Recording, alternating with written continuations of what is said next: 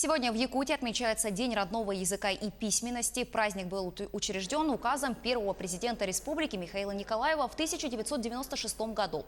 Дата приурочена ко дню рождения первого якутского лингвиста-ученого, основоположника массовой письменности, автора первых учебников на якутском языке Семена Новгородова.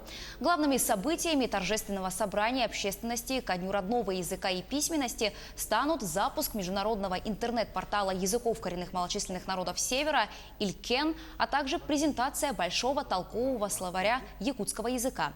Мероприятие начнется сегодня в 18 часов в Государственном театре оперы и балета. В честь праздника в столице республики в Доме Арчи проходит республиканский конкурс ораторов «Урантыл». Участие принимают знатоки якутского языка и молодежь.